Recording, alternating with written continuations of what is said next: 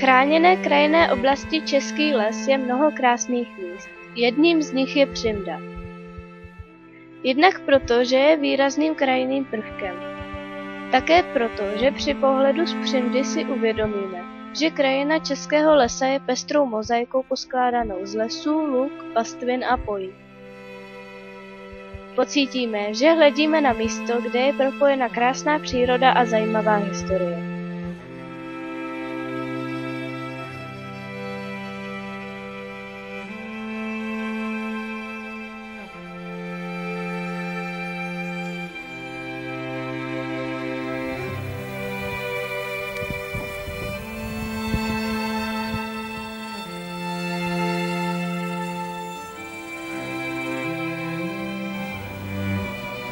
Když se řekne Přimda, tak se nám může vybavit vrch se stejnojmennou zříceninu hradu a nebo městečko. Při pohledu z krajiny má vrch Přimda několik tváří. Víte, že z každé světové strany vypadá Přimda jinak? Tak teď se nacházíme na východní straně. Z téhle strany má vrch Přimda protáhlý tvar. A v té snížené části vrchu vyčnívá zřícenina hradu. A je dobře vidět nejvyšší bod Přimdy o nadmořské výšce 848 metrů.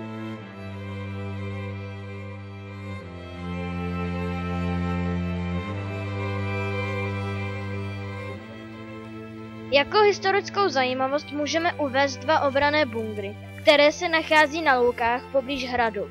K čemu vlastně byly? Byly postaveny před druhou světovou válkou a měly sloužit k obraně naší vlasti. Za to z jižní strany ztrácí vrch Přimda protáhlý tvar a připomíná kužel. No a na jeho samém vrcholu vykukuje zřícenina hradu. Na této straně je také rozložená obec Přimda.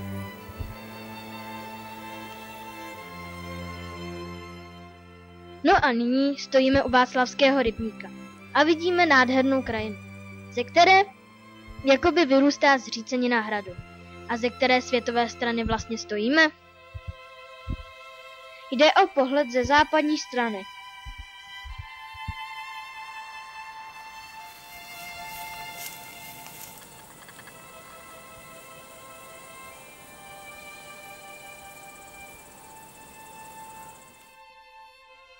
To při pohledu ze severní strany ani netušíme, že vrch před vámi skrývá zrceninu.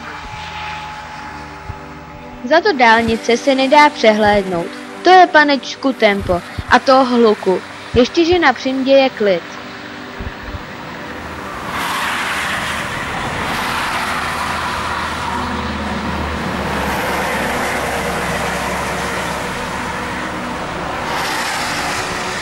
To občané města Přimdy vidí zříceninu hradu takto.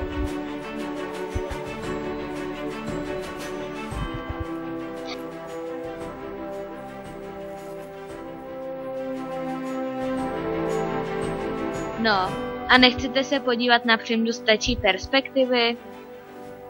No, to ano, ale jak? Třeba takhle. Tak co, líbí?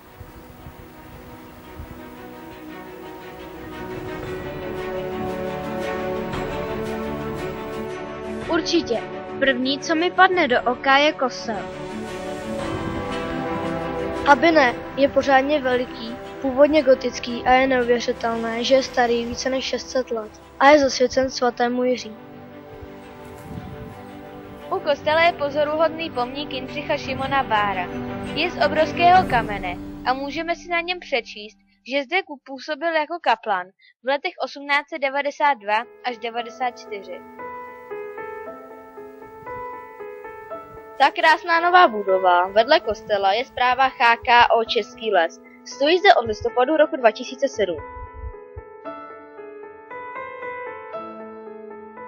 Uvnitř pracují odborníci na ochranu přírody. Prostě lidé, kteří se starají, aby krajina kolem nás vypadala stále tak krásně, jak vypadá.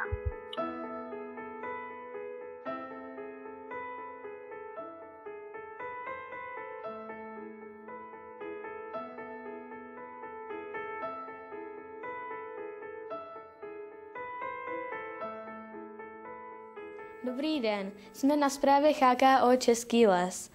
Máme u mikrofonu pana Tomáše Pekrta, vedoucího pracoviště. Chtěli bychom se zeptat, jaký úkol plní správa HKO na Přimdě. Tak úkolem správy chráněné krajinné oblasti samozřejmě je ochrana přírody, který spočívá v takových 4 pilířích, to znamená výkon státní správy, dohled na tom, aby byly dodržovány legislativní normy. Pak samozřejmě dokumentujeme a monitorujeme to území z hlediska zachovalosti těch přírodních hodnot. Aktivně se staráme formou finančních dotací o péči o to území, zejména o ty nejcennější složky, to znamená o přírodní rezervace a památky. No a v neposlední řadě se snažíme to území nějakým způsobem prezentovat veřejnosti.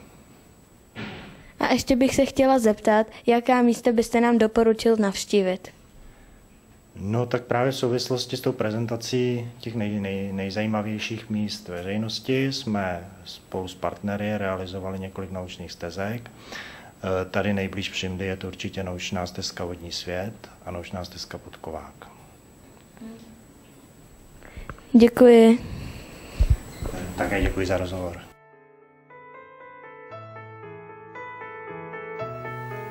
Tato velká budova je naše škola. Je to vlastně dáma v nejlepších letech. Byla postavena v roce 1974 a letos oslavuje 40 let své existence. A hned vedle školy se nachází plavecký bazén. Pro obyvatele znamená možnost sportu a rekreace po celý rok. V bazénu se nachází výřivka, sauna, fitness centrum, solárium a také posezení u kávy.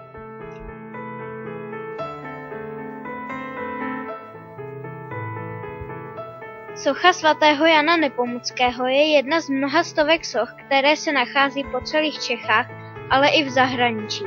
Je to vzpomínka na muže, který byl umučen za vlády krále Václava IV. Svatý Jan Nepomucký se stal po smrti legendou a je patronem mnoha profesí a ochráncem proti povodním a pomluvám. Povodně na Přimdě asi nehrozí, ale ty pomluvy asi ano. Ještě, že ho tady máme.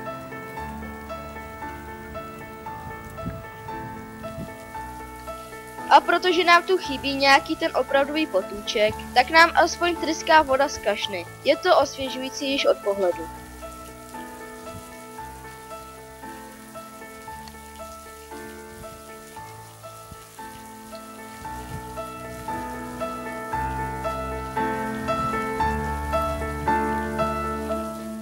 A o kousek dále, směrem do města, najdeme opět moderní budovu.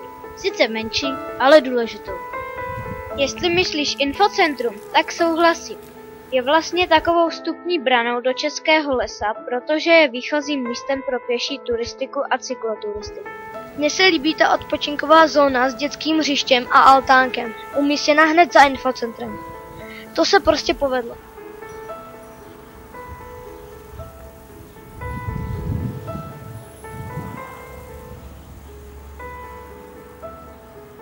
A já vidím výrazně barevnou budovu, tam ve svahu pod hradem. Myslíš tu žlutozelenou budovu s druhou na fasádě? To je místní mateřská škola. Opravdu svítí do dálky.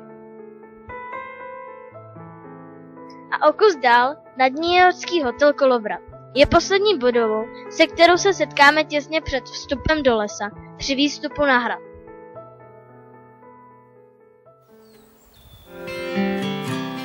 A co kdybychom si udělali procházku na hrad?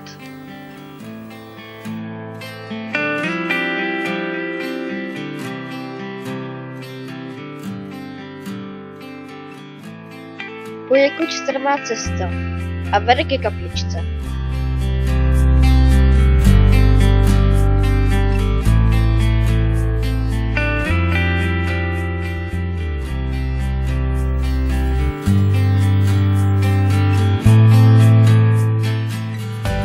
Je to kaplička Panny Marie a je zajímavé, že i když je kaplička hluboko v lese, že je ozdobena květinami nebo hořící svíčkou.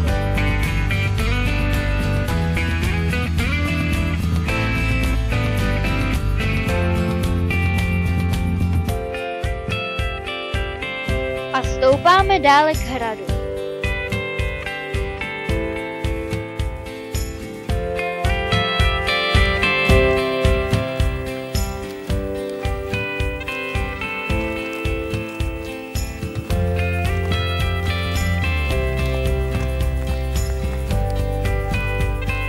Jsme na odpočívadle asi v polovině cesty. Je zde umístěna informační tabule o přírodní rezervaci Přimda.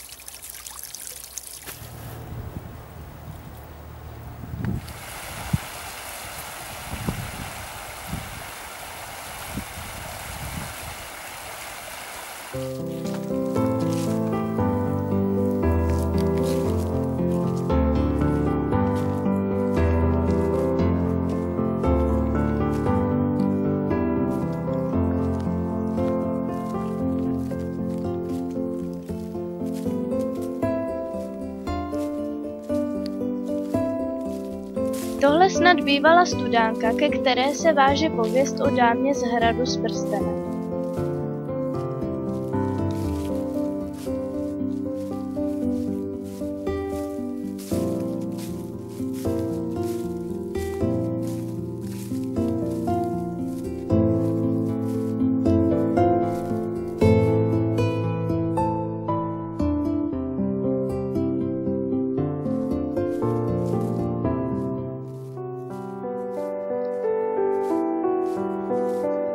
A jsme tu.